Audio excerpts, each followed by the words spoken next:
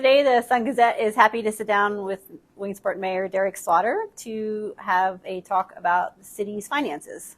Thank you for meeting with us today, Derek. Absolutely. Thanks for having me. I'll get started. You presented a no tax increase budget. How did you do that, and what will it take to keep that happening again? Well, obviously, we continually look at our expenditures versus our revenues. Tracy Rash came in the end of June and sort of revamped our entire budget process, including our capital budget. And so, this year, obviously every city in the whole country was fortunate to have some ARPA dollars that assisted us with our budget process, and coupled with what Tracy did to basically every single department look at their finances, look at what we were doing previously and what we're going to do moving forward. And then she put together a plan moving forward that's showing all of the expenditures. We're now budgeting for those each year, and it's a significantly improved process both for the regular budget and our capital budget. And to keep that moving forward, obviously we have to look at generating revenues. I think that's an issue for every city. The fact that costs continue to increase, much more so than revenues that are being generated. And we're talking with council about that. I know part of Pennsylvania Municipal League, we've been looking at the tax structure. It's very antiquated. They put out that the report basically showing it's not 1965 anymore, which is basically the last time any significant update was made in the taxing structure. That's more of a state issue, but it does clearly impact us locally. So we've been advocating for them to just give us a little more longitude here locally with various tax ways that we can work with the taxing. Above that, though, we have also, or in addition to that, looking at, of course, population. We want people moving into the city, and how do we attract folks to Williamsport? How do we build a tax base? We're obviously, we have a lot of new development happening, housing. I kept hearing that since I've taken over in January 2020, that people like to live in the city, but there's not a lot of new housing. There's not townhomes or condos or anything like that. So we heard that, and right now we have a number of projects happening. Of course, in Old City, we have that mixed use that's going to be have some housing involved with that. There's the old Children's Discovery Workshop that is also going to be apartments, and up by the high school, there's T. Ross Brothers. They're building those new townhomes up there. So, in addition to some other areas that are improving, we also have the Redevelopment Authority, which council allocated $1 million of our ARPA monies to that. That's going to be able to allow us to address neighborhoods, blight, rehab homes, and again, improve our neighborhoods to hopefully retain and attract folks to live in the Williamsport. So I don't think it ever gets to a point where you say, okay, we're done trying to increase our revenues. We have to continue to look at that, and each year presents a new set of challenges as we head into budget. But I think we're definitely on the right path, and working with Tracy, work with our department heads, and now having an actual plan moving forward that we can adhere to year in and year out, know what our capital costs are going to be, and then build that into our budget. We also, Tracy, again, worked with department heads and city council. We aligned our capital budget to match our operating budget. So it's the calendar year, January 1 to December 31st, as opposed before our capital budget ran on July 1 to June 30th. So we switched that. It makes much more sense to align those two together. So lots happening. Hopefully we generate revenues, and we do not have to significantly raise taxes. But again, that's a year-to-year decision, and we'll have to play that once we see what revenues come in, couple with our expenses, and then we can work through that during the budget process. Okay. You mentioned Tracy Rash several times. Can you tell our readers what her role is and you mentioned some of her accomplishments, what they are with your administration? So Tracy is currently our finance manager down in our finance office. She came in in end of June of 22. So she's been here about 8 months or so. And she's just completely revamped that whole office, bringing us into the digital world, financially speaking, getting all of our financial processes up to speed and reconciled. So all of our cash accounts have been reconciled now. Everything that was just very out of date. Things were not current. So she came in with her 30 plus years of experience. She's been an auditor. She's been a director of finance. She's done just about everything there is to do in the municipal finance world. And so bringing her on board was a huge asset to, of course, my administration, but more importantly to our city and the residents, given her knowledge and expertise and what she's able to do around the city finances. She's working on all the separation between RVTA and the city, getting all those financial accounts separated and all of that taken care of, which has been a big lift. And she's worked now, council approved in December the financial software that we are moving towards, three things actually: financial software, HR software, and payroll software. The HR and payroll software will roll out April 1st. That's for active employees. We'll finally have an employee portal. The pensioners are already done.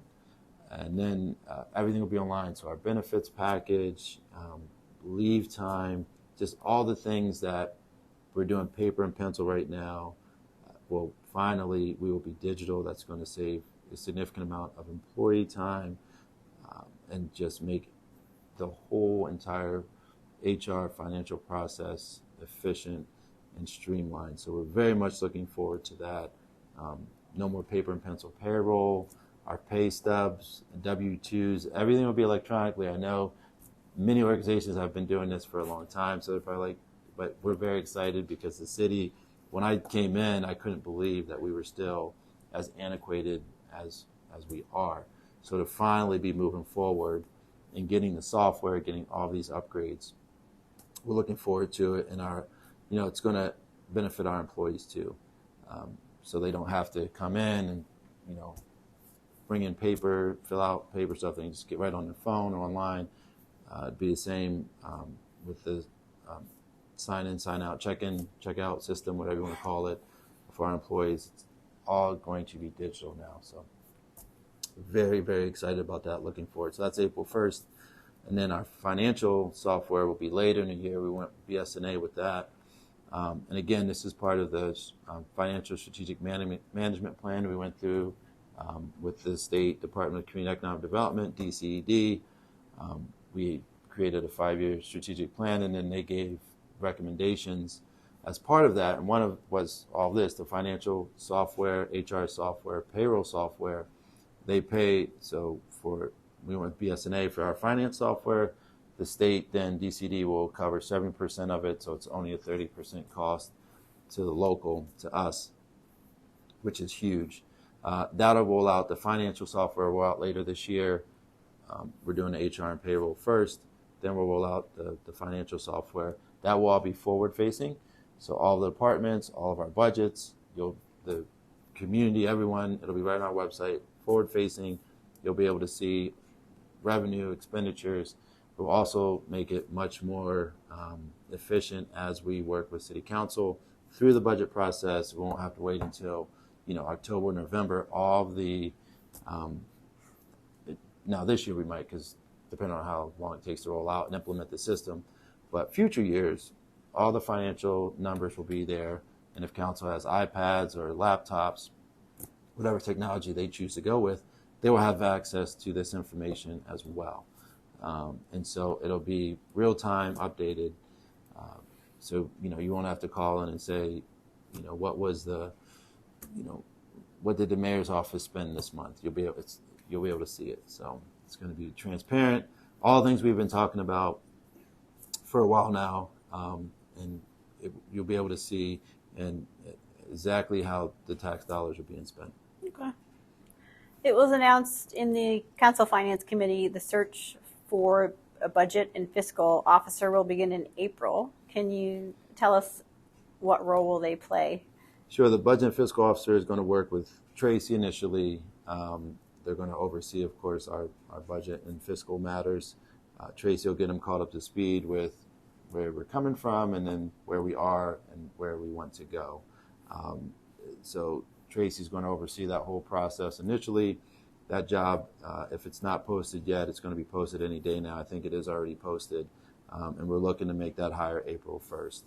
And they're going to, that's a critical role in our finance department outside of of course, the director of finance, which we're looking to go to that July 1, bring in the budget and fiscal April 1st, get that person onboarded, and then July 1, bring in our director of finance, and then Tracy would onboard them and work with them to get them comfortable.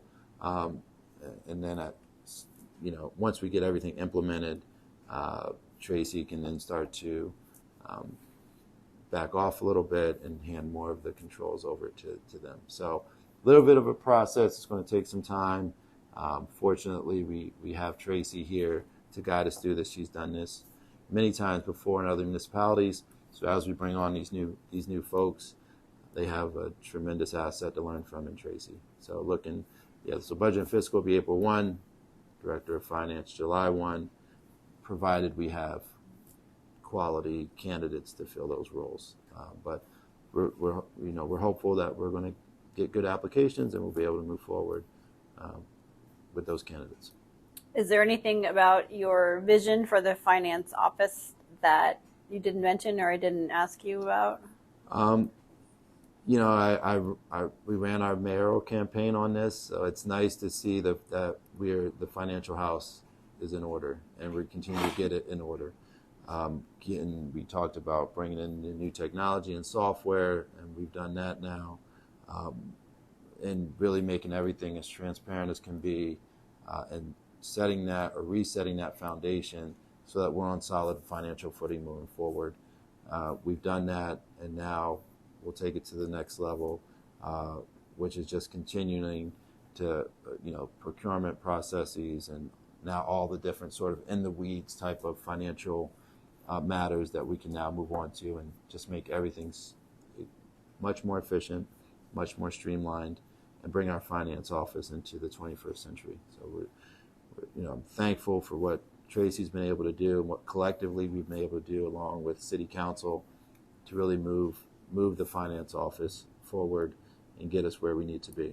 We're also looking to have department heads have credit cards as part of the new system, the new process, which again saves time, saves money, and just makes it much easier to reconcile at the end of the year instead of doing check requisitions for every single purchase, which is what we're currently doing for majority of the purchases. Now if department heads see, we can buy in bulk and get a cheaper price, save the taxpayers money, they'll have a credit card, we'll reconcile that at the end of the month. A lot cleaner, a lot smoother. So we're looking to do that as well. Is there anything you can share about the time frame of the outstanding audits from 2019 to 2022? Yep, so Tracy, again, she's working with Zelenkowski, that's our auditing firm. They're working through that process right now, 2019 audit. We had a little discussion, I think the last finance committee meeting, because Tracy could do this with her eyes closed, and that was a quote I think she actually said directly. But in order to do that, we'd have to bring it. So basically, the administration and council, we make a decision. Do we want Tracy to focus completely on the audits right now and get all of those caught up much more quickly, and then bring in additional folks from her firm, which obviously would be, we want to spread the cost out over time, or do we want to incur more of the cost right now, but get the audits caught up more quickly? So we're working with council right now on that discussion and seeing what they want to do. I think we're leaning more towards getting them done, obviously, a little more quickly, considering we're still in 2019. But Tracy's working through all that, uploading everything, getting everything over to Zelenkowski that they need to start to work through the audits, from 2019 to current, which for a number of reasons, we're going to need the current audits, but it's on us to make sure that as accurately as possible. And we weren't in these current positions in 2019, obviously, but that the numbers that we're providing to the auditors, that we can verify them to the best of our ability. So that's sort of where Tracy is right now, just reconciling, trying to match up the numbers from back then with numbers that were on the books, with numbers moving forward, and all of that. So hopefully, in a not too distant future, we'll have our audits current, but at least we're headed in the right direction as quickly as we can, given the significant challenge that was in front of us. You may have partially answered my next question. What is the city doing with various agencies regarding any finances owed and to meet state and federal government regulatory compliance? Right. So we've been working very closely with the state and the feds, as you could imagine, PennDOT and FTA, and all the other agencies as well, DCED. We've been fortunate to get pretty much all of the red flags removed from our accounts for the way we previously handled our finances. And I think that's clear with the amount of grants we've received over the last few years. We've been fortunate enough to receive millions of dollars in grants from both the state and the feds. They have confidence in us now. They have confidence in the administration and the city as a whole moving forward, which has helped. We still, though, continue to work hand in hand with them to make sure what we are doing currently is what they want to see. We just had a strategic planning meeting last week with the firm that is working on RVTA's strategic plan moving forward. That went very well. Again, that's in conjunction with PennDOT and the FTA, so that everything is above board. They know what we're doing. They know the direction we want to go in. Obviously, RVTA is an authority now, but they still graciously allowed us to be part of the strategic planning process since we played a pretty big role in getting them to where they are now. So it's nice that we're able to have a little input in moving forward and what we want to see with the authority as it continues to grow and improve. And there's a lot of upside with RVTA. So again, anyway, yeah, we're working very closely with the agencies, making sure we're in compliance, making sure everything that Tracy's doing and the cities are doing and that RVTA is doing meets those compliance requirements. And as we move forward, continuing to ensure that the dollars are being spent the way we said they were going to be spent, while we're still cleaning up the financial issues from yesteryear. So train is back on the track, heading in the right direction, and the state and the feds have said to us multiple times that we're glad to see where you're headed, that we're not where we used to be. And there's definitely a renewed confidence in this administration and in the city as a whole. So that was good to hear.